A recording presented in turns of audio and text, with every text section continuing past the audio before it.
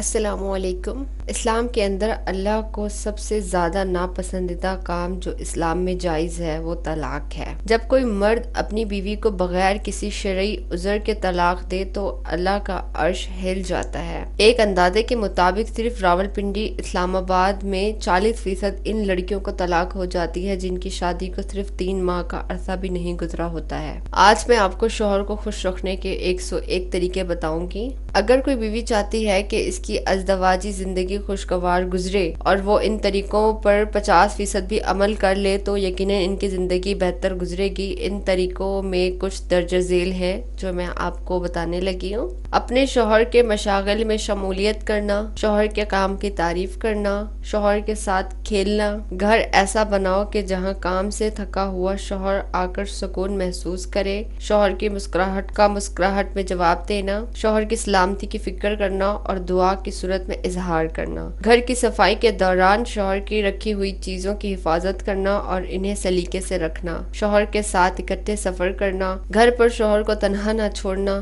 شوہر سے اپنی دلی بات کا اظہار کرنا، یہ انتظار نہیں کرتے رہنا کہ شوہر خود آپ کے دل کی بات کو سمجھے بلکہ خود اظہار کر دینا ہے، شوہر کی پسند کی اشیاء کی خریداری کرنا، شوہر کی پسند کی خوراک تیار کرنا، شوہر کو خود سے اپنی جانب راغب کرنا، شوہر سے مل کر مستقبل کے پلان تیار کرنا، کسی شک و شبہ کی صورت میں شک کا فائدہ شوہر کو دینا، شوہر کو گھر کا سربراہ سمجھنا، اپنی کی گئی کوتاہیوں پر شوہر سے معذرت کر لینا، شوہر سے کیے گئے وعدوں کو پورا کرنا، تھکاوٹ کی صورت میں شوہر کے پاؤں دھونا، بیڈ روم کو شوہر کی پسند کے مطابق ترتیب دینا، دفتر جانے سے پہلے محبت کا اظہار کرنا، گھر میں موجودگی کی صورت میں شوہر کی پسند کے ریڈیو یا ٹی وی پر پروگرام چلانا، اگر شوہر سے کوئی کوتاہی یا زیادتی ہو جائے تو فراخ دلی سے اسے درگزر کر دینا، شوہر سے کوئی بات پوشیدہ نہ رکھنا، گھر پر آئے عزیزوں اور رشتہ داروں کی موجودگی میں پہلے سے زیادہ شوہر پر توجہ دینا، شوہر کی چیزوں کی خود سے حفاظت کرنا، بیڈ روم میں شوہر کی تصویر نصب کرنا،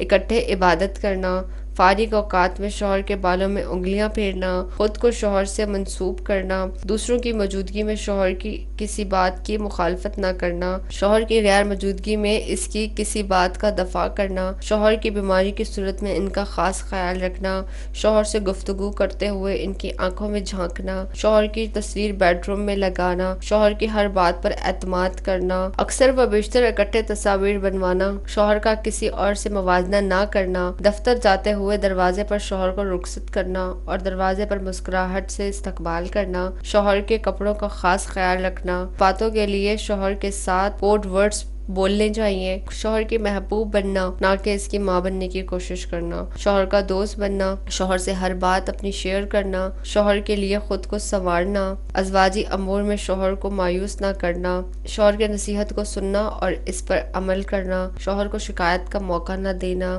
شوہر کی بہت زیادہ عزت کرنا۔ ہو سکتا ہے کہ بعض قارئین یہ اعتراض کریں کہ آپ نے صرف بیوی کی ذمہ داریاں بیان کی ہیں، کیا شوہر کا کوئی فرض نہیں؟ تو اس کے جواب میں عرض ہے کہ اس مضمون میں ہم نے بیوی کے فرائض پر بات کی ہے اور یہی موضوع بحث ہے۔ آخر میں ایک بات کہنا چاہوں گی جو کہ بہت زیادہ ضروری بھی ہوتی ہے، وہ بیویاں جو اپنے شوہر کو غلام بنا کر رکھنا چاہتی ہیں وہ آخر کار باندی بن جاتی ہیں، اور جو اپنے شوہر کو اپنا بادشاہ بناتی ہیں وہ ان کی ملکہ بن کر رہتی ہیں۔ تو اب فیصلہ آپ کا ہے کہ آپ باندی بننا چاہتی ہیں یا ملکہ بننا چاہتی ہیں۔ تھینک یو سو مچ، خیال رکھیے گا اپنا، اللہ حافظ۔